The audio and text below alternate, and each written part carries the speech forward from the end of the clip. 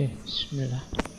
Assalamualaikum warahmatullahi wabarakatuh.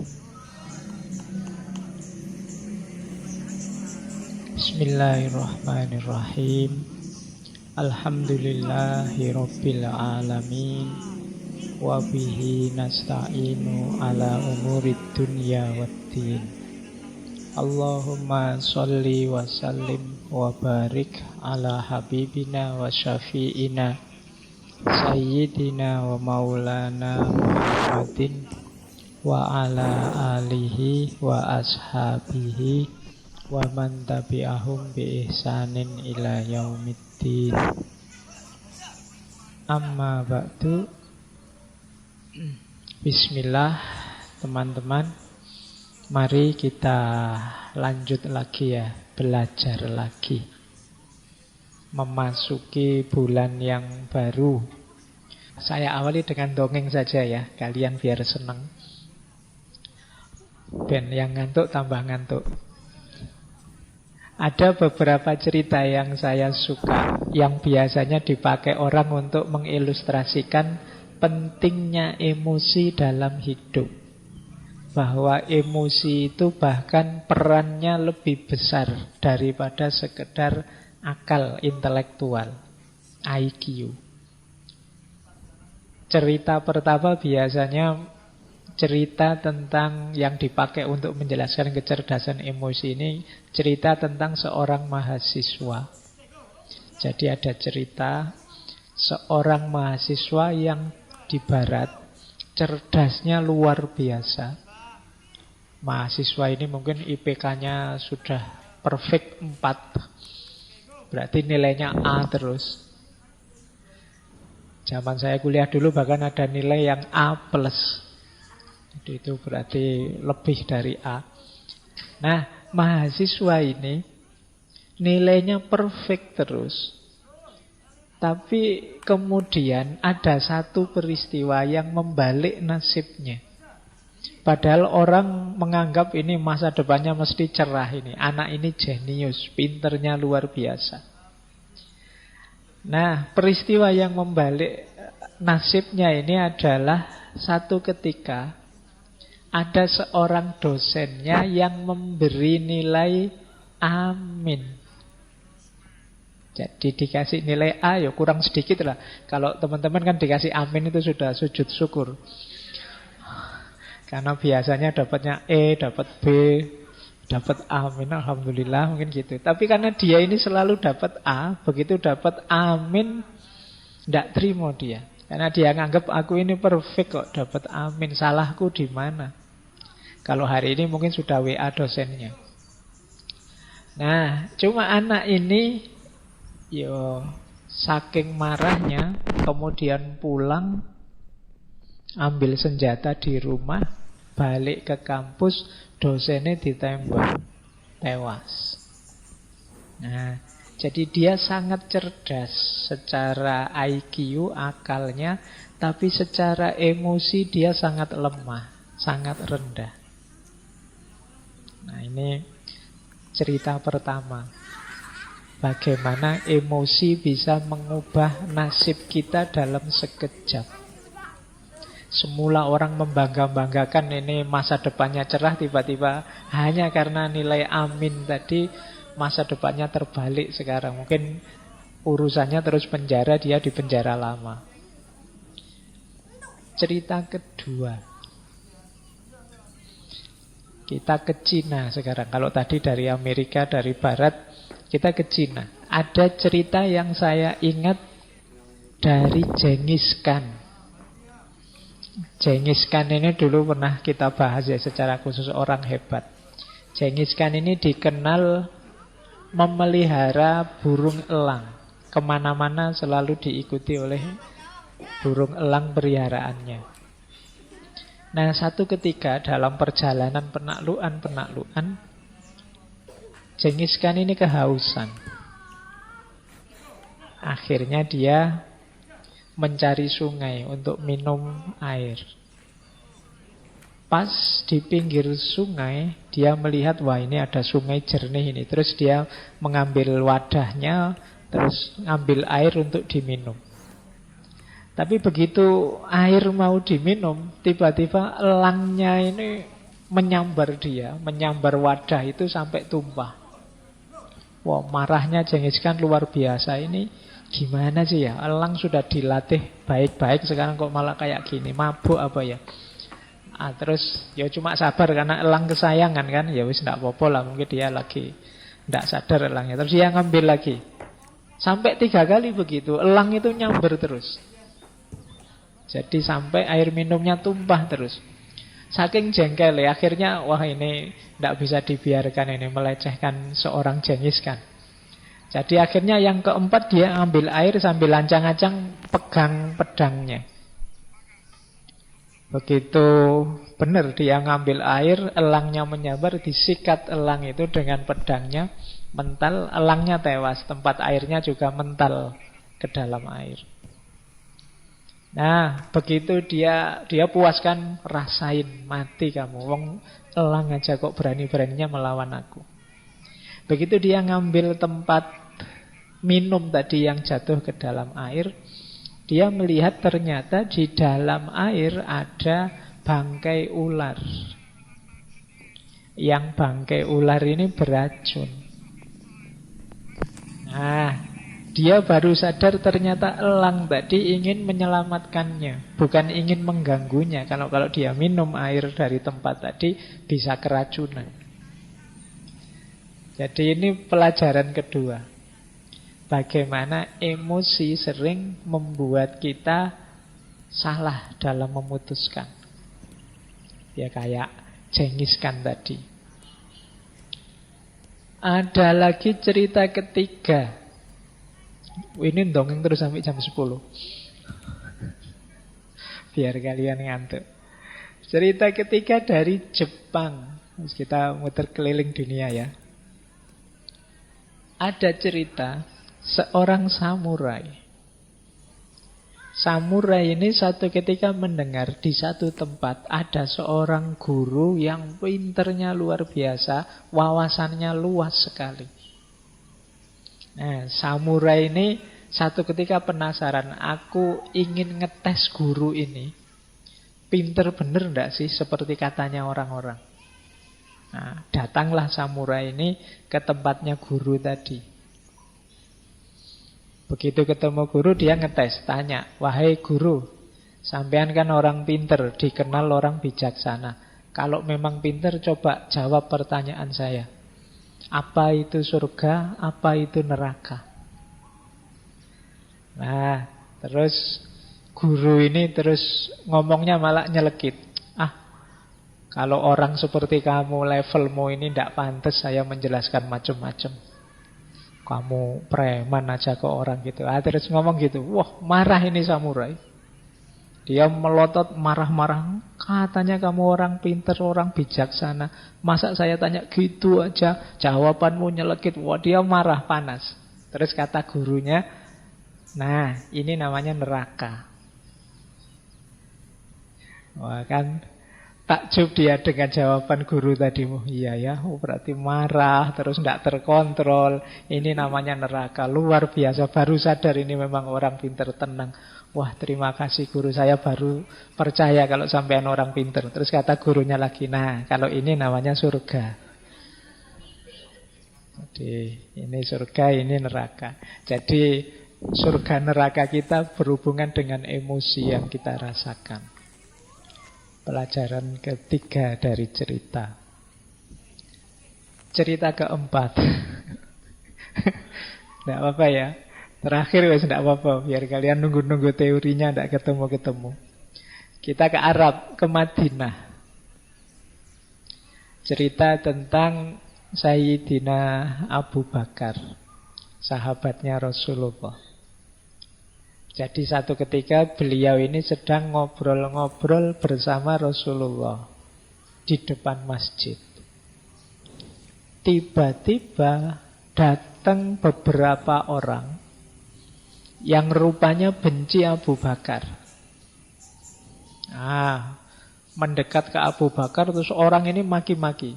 Pokoknya ngomong jelek-jelek tentang Abu Bakar. Abu Bakar ya karena beliau orang baik, ya beliau sabar, diam saja. Ndak mengabaikan orang yang ngomong aneh-aneh ini. Tetap beliau fokus pada Rasulullah. Rasulullah tersenyum melihat perilakunya Abu Bakar. Terus ngobrol dilanjutkan. Nah, orang yang maki-maki tadi kan tambah sebel. Wong saya maki-maki kok dicuekin. Tambah dia maki-maki lagi ke Abu Bakar. Nambah lagi maki-maki. Berulang sampai 3 kali. Yo, Abu Bakar juga manusia kan? Bolak-balik dimaki-maki yo panas juga. Akhirnya Abu Bakar mungkin saking jengkelnya jawab akhirnya. Jadi tidak diam saja. Balas maki-maki juga. Nah, begitu Abu Bakar balas maki-maki, Rasulullah yang tadi tersenyum terus berdiri, terus pergi. Wah, Abu Bakar tidak enak. Wah, masalah ini mesti. Nah, setelah itu Abu Bakar mengejar Rasulullah. Beliau bertanya, wahai Rasulullah, mengapa kok tadi senyum-senyum begitu saya jawab, kok terus panjenengan pergi menjauh dari saya? Kata Rasulullah, tadi waktu engkau dimaki-maki dan sabar diam saja, malaikat-malaikat hadir di sekelilingmu. Jadi supportermu, mendukungmu sepenuh hati dalam kesabaranmu. Nah, aku juga jadi kerasan karena malaikat banyak hadir. Tapi begitu engkau bales, begitu engkau juga ikut-ikutan maki-maki, ya malaikatnya pergi. Setan-setan yang datang. Yo, karena yang datang setan-setan, ya aku pergi. Baik, cerita keempat. Jadi kelihatan ya, paling tidak dari cerita-cerita tadi bahwa emosi itu penting. Dia bisa membalik nasib kita. Dia bisa menentukan keputusan kita. Seperti cerita Genghis Khan tadi. Dia bisa jadi surga atau neraka kita, seperti cerita samurai tadi. Dia bisa menghadirkan malaikat atau menghadirkan setan. Nah, itu ceritanya. Sekarang kita masuk ke teorinya. Emotional quotient. Kecerdasan emosi. Apa sih kecerdasan emosi itu? Jadi orang yang cerdas secara emosi adalah orang yang mampu dan kuasa untuk mengenali dan memahami emosinya. Ini yang pertama. Jadi paham emosinya. Jangan dikira ini mudah loh. Banyak orang yang tidak mengenali emosinya. Banyak orang yang marah tapi tidak tahu kalau dia marah atau tidak sadar kalau dia marah. Mas, mbok jangan marah gitu. Siapa yang marah? Nah, itu kan namanya tidak sadar kalau dia marah. Jadi orang yang cerdas emosi itu bisa menjelaskan dirinya. Dia paham dirinya. Ini saya sedang marah ini. Saya sedang gembira ini. Saya sedang sedih ini. Kan banyak orang yang menyangkal emosinya sendiri. Wah, kamu jatuh cinta ya? Enggak, katanya siapa.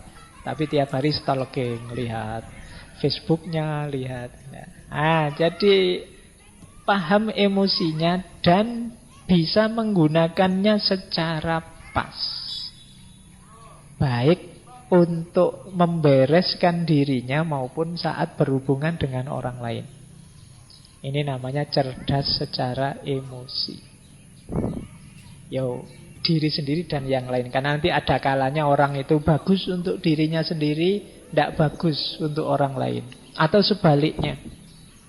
Bagus untuk orang lain, tidak bagus untuk dirinya sendiri. Kalau dalam etika filsafat itu orang yang bagus untuk dirinya sendiri tapi buruk untuk yang lain, namanya orang egois. Ada orang yang mengorbankan dirinya untuk orang lain. Berarti kan bagus untuk orang lain, tapi jelek untuk dirinya. Namanya orang altruis. Jadi, orang cerdas emosi itu imbang. Ya baik buat dirinya, baik juga buat orang lain. Dan dia paham tentang emosi-emosi yang ada dalam dirinya. Itu ada datanya kalau teman-teman mahasiswa ingin mendalami. Istilah ini pertama kali digunakan oleh Peter Salovey dan John Mayer. Tapi yang paling mempopulerkan istilah ini ya Daniel Goleman. Teman-teman insya Allah yang mahasiswa pasti pernah dengar nama ini dengan bukunya Emotional Intelligence. Why it can matter more than IQ. Terjemahannya dalam bahasa Indonesia sudah ada. Bajakan bukunya juga ada. Ya, sekarang buku baru itu sedih penerbitnya. Bajakannya lebih cepat daripada sini masih belum jadi yang dijual bajakan itu sudah ramai. Yang penerbitnya belum laku satu pun malah yang bajak sudah ratusan eksemplar. Nah, tempatnya di mana kecerdasan emosi kalau pakai teori neuroscience posisi otak? Otak kita itu kan ada 3 bagian. Ada bagian luar, ada bagian dalam, ada bagian bawah. Bagian paling luar itu namanya neokortek. Di situ tempatnya mikir, merenung, refleksi. Jadi IQ, reason, itu ada di neokortek. Nanti bagian dalam ada limbic system. Di situ emosi-emosi. Ada yang paling bawah namanya reptilian complex atau akal reptil. Kalau ini insting. Insting untuk bertahan hidup, insting untuk mencari selamat, insting untuk berketurunan, dan lain sebagainya. Itu yang paling bawah, mungkin daerah dekat leher sini. Ada yang lebih dalam untuk emosi-emosi namanya limbic system. Yang paling luas, paling besar itu neokortek. Nah, kecerdasan emosi itu ya ketika aspek reason ketemu dengan aspek emosi. Jadi kecerdasan emosional itu mudahnya bagaimana kita mengelola emosi kita secara rasional. Jadi dia adalah persilangan antara reason dan emotion. Jadi berarti ya reasonnya juga dipakai dalam rangka mengendalikan emosi. Makanya ada yang bilang kecerdasan emosi itu dari subconscious menuju conscious, dari bawah sadar menuju sadar. Jadi emosi bawah sadar itu kan emosi yang otomatis keluar dari diri kita.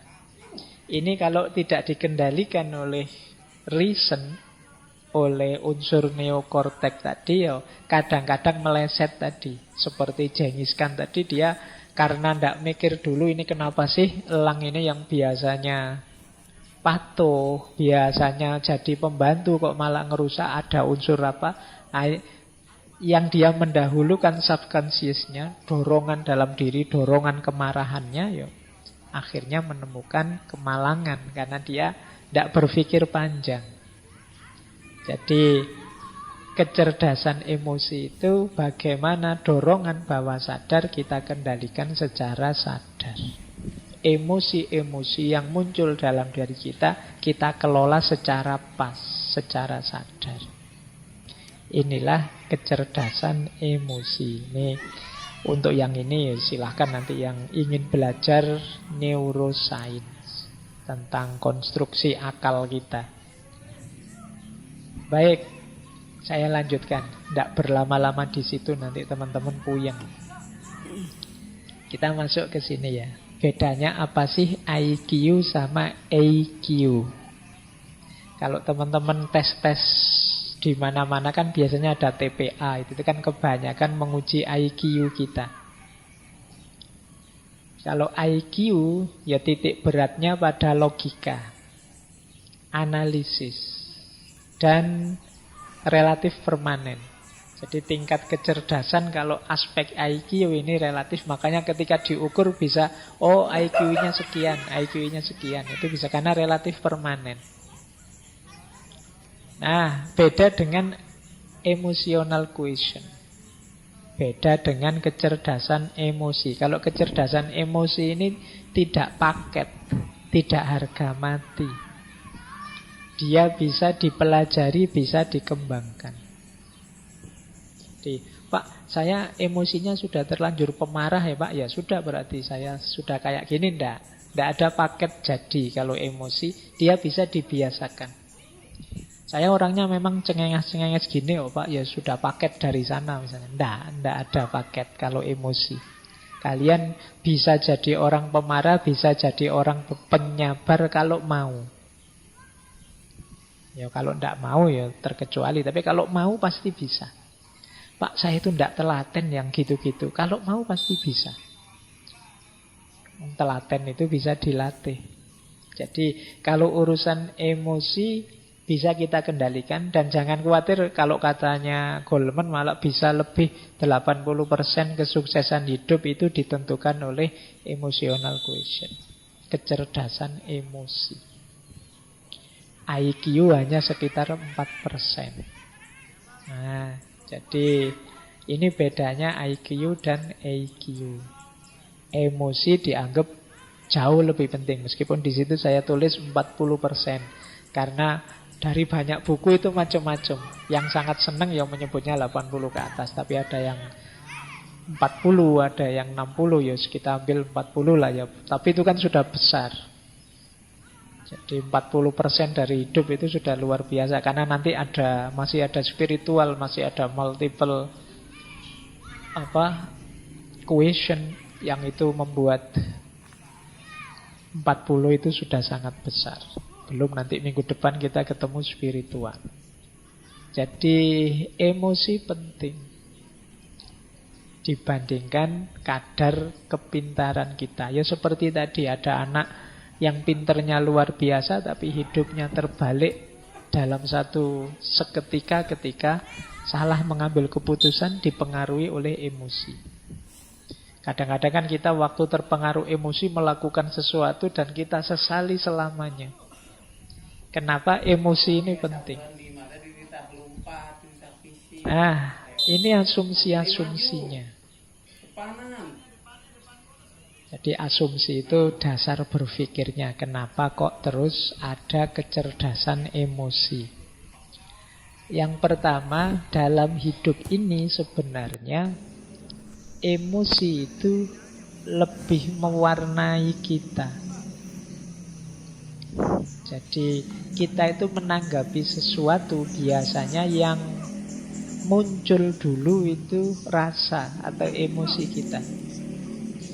Mungkin ada teman-teman atau bapak ibu yang belum pernah ke sini itu. Begitu masuk ke sini itu kan yang keluar dulu kan emosinya. Mungkin seneng, mungkin kaget, mungkin macam-macam. Itu kan emosinya dulu. Baru setelah itu pikiran bermain.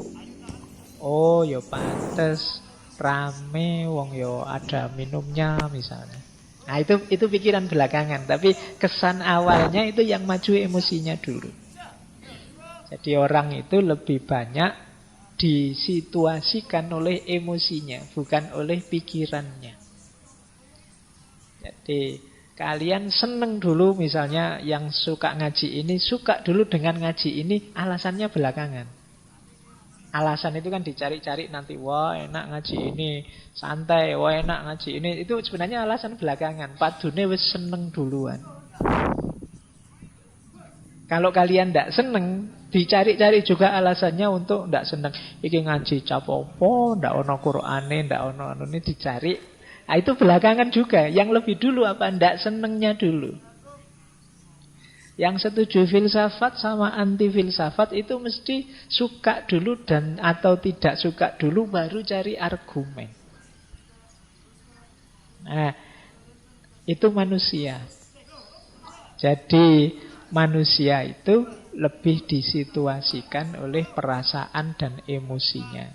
Baru kemudian pikiran masuk. Meskipun tidak harga mati seperti saya bilang tadi.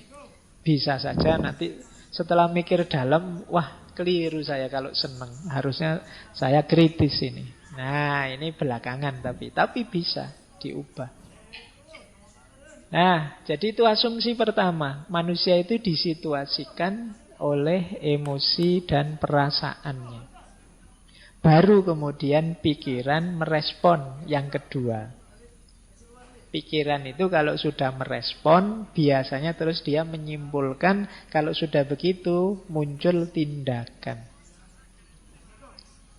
Saya seneng nih, kemudian iya sih karena itu santai, tidak ada tugas macam-macam, ada minumnya, terus akhirnya saya rajin ke sini. Jadi dari emosi masuk ke pikiran, kemudian muncul perilaku dan tindakan. Jadi kalau di situ saya tulis behavior, perilaku itu kan kalau terus-terusan jadi kebiasaan. Dan itulah nanti yang membentuk performan kita, profil kita. Baik, jadi rumusnya itu kalau emotional quotient. Jadi manusia itu disituasikan oleh emosinya, setelah itu pikiran merespon, dari situ muncul tindakan, dari tindakan itulah lahir performan, perilaku nyata dia, dan terakhir ini juga bukan harga mati. Kalau kemudian dia pikir, saya seharusnya tidak begitu, saya seharusnya tidak begini ya, bisa dibiasakan ulang. Yang semula rajin bisa kemudian saya tidak usah ikut ngaji lagi saja, tidak ngaji lagi, itu bisa. Tidak ada harga mati kalau manusia, dimensi batinnya. Baik, jadi ini asumsi-asumsinya. Nah, saya lanjut. Ini ciri-cirinya, ini umum saja ya. Semoga tidak ada yang tersinggung. Jadi ada yang emosinya rendah, kecerdasan emosi rendah, dan ada yang kecerdasan emosinya tinggi. Orang yang kecerdasan emosinya rendah, antara lain, ini saya tidak bilang semua, cirinya adalah yang pertama, cenderung mencari kesalahan pada orang lain. Kalau dia merasa tidak nyaman secara emosi, selalu mencari kambing hitam. Siapa ya yang membuat aku gelisah? Siapa yang membuat aku ruwet kayak gini? Selalu mencari keluar. Nah, ini ciri-ciri emosinya rendah. Paling tidak dia membiarkan dirinya disulitkan, direpotkan, digelisahkan oleh orang lain. Berarti dia tidak mampu mengontrol dirinya. Seperti kemarin-kemarin kan sering kita bilang bahwa kamu itu sakit hati atau tidak tergantung dirimu, tidak tergantung orang lain. Kalau ada orang lain kok bisa membuatmu segelisah itu, ya salahmu sendiri, kamu mau digelisahkan oleh dia. Nah, jadi cenderung menyalahkan orang lain. Yang kedua, tidak mampu mengungkapkan perasaan.